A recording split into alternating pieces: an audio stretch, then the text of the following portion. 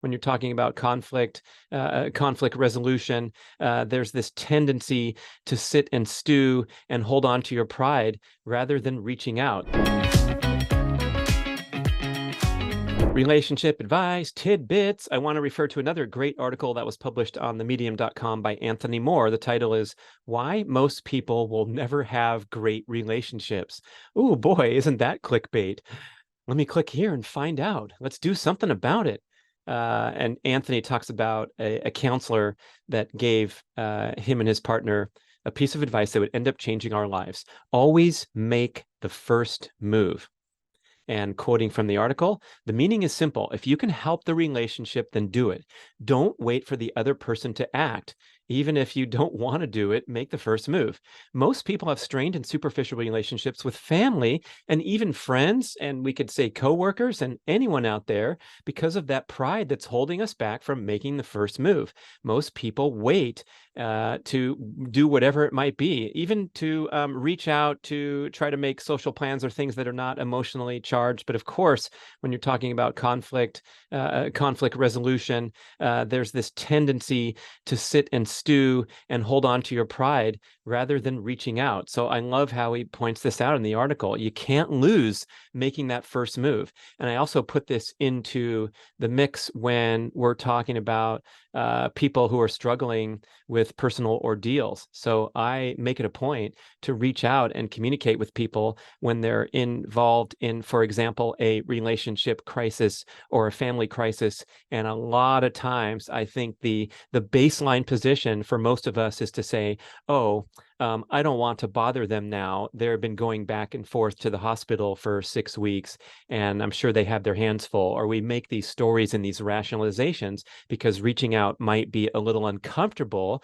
depending on the topic, especially someone who is involved in relationship strife or recently became separated, divorced, widowed, all those kind of things. But I don't think you can lose very easily. I don't think you're going to bother someone who's struggling and in crisis when you reach out and make the first move. And oftentimes it can mean all the difference, because guess who is very unlikely to reach out and make the first move? That's right, someone who's struggling and not well or not whole or exhausted or involved in an ordeal. So bring that energy to the world, make the first move, and try to make things better. And boy, even when you're in your own personal struggle, in your own head, and your own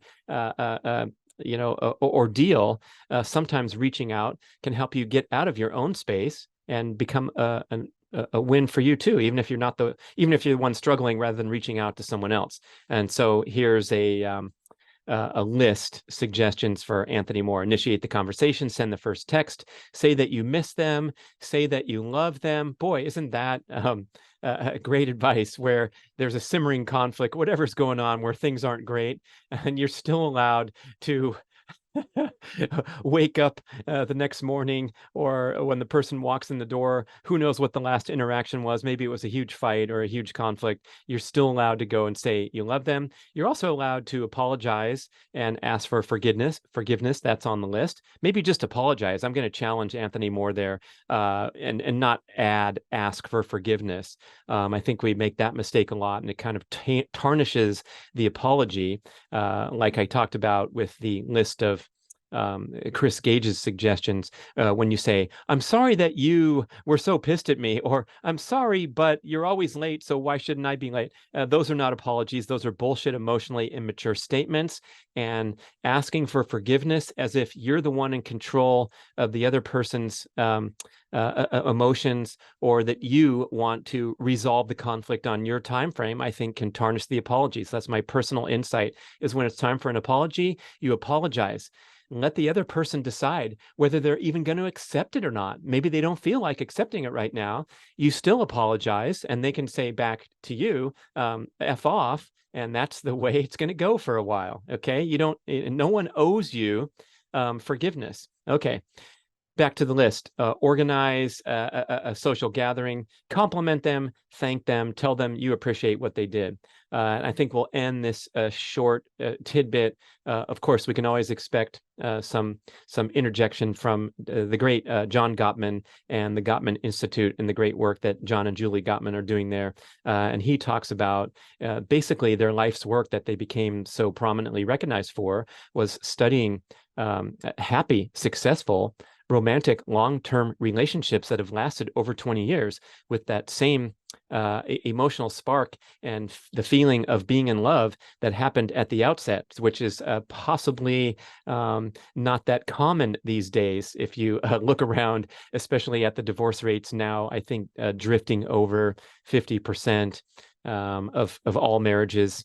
So that's a landmark that's probably not discussed enough at the big gatherings at the country club with the fancy dinners and the speeches. But anyway, those couples that have that magic and preserve that magic for a long period of time have been especially scrutinized and studied by the Gottman Relationship Institute. And one of the cool things that they're known for is they actually created this lab, which is an actual living space, an apartment with a kitchen and a living room and a couch. And they have cameras and observe happy couples in action.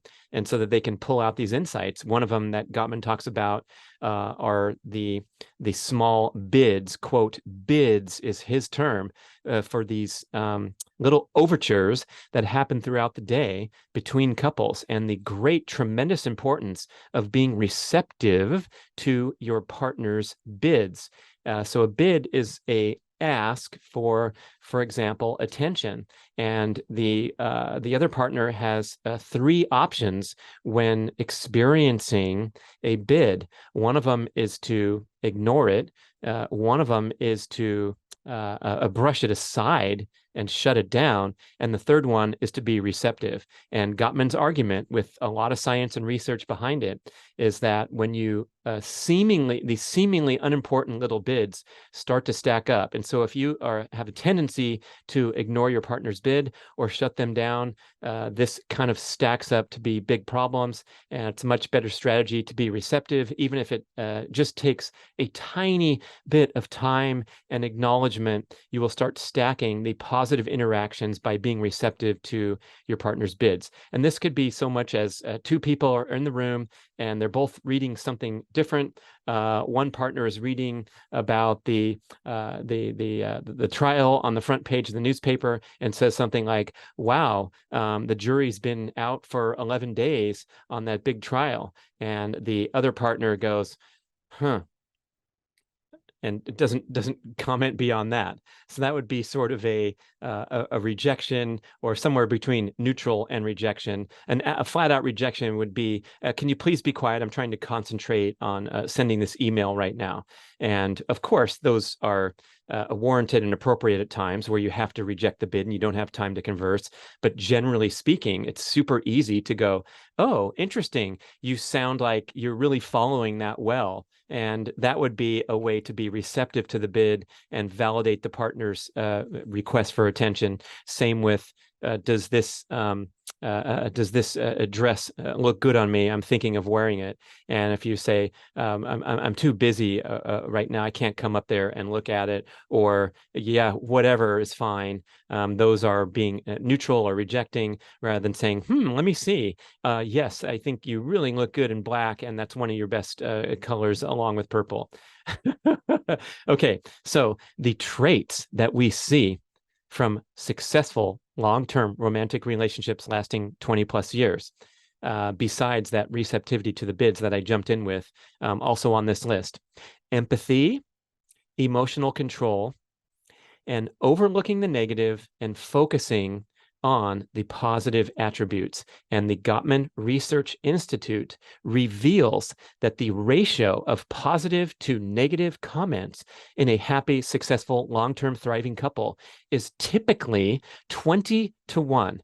20 positive comments to every negative comment, criticism, or contention. And even in times of conflict, happy, successful, long-term adjusted couples maintain a ratio of 5 positive comments to every negative comment, even in times of conflict. I tried to do some improv on the spot at one of my shows a while back, I remember, but I think I only got to 4 comments, but it's something like, honey, I love how you like to squeeze so much into every day and really live life to the fullest. And you're so social and friendly, especially on the phone. You always have time for when your friends or kids call. And I also love your positive spirit and your carefree ideals. And the other thing is, because we're running late to the appointment, I would really appreciate it if you paid closer attention to the time.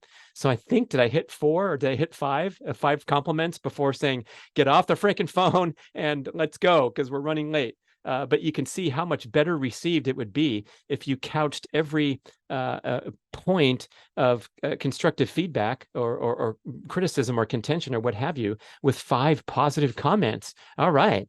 All right. Yeah, you can write those down. Your free-spirited approach to life, meaning, I know we're always late, but hey, I really appreciate this, and about you. And let's try to get there on time next time. Thank you for listening, watching The Breather Show. Send us your comments to podcast@bradventures.com. All right, more to come.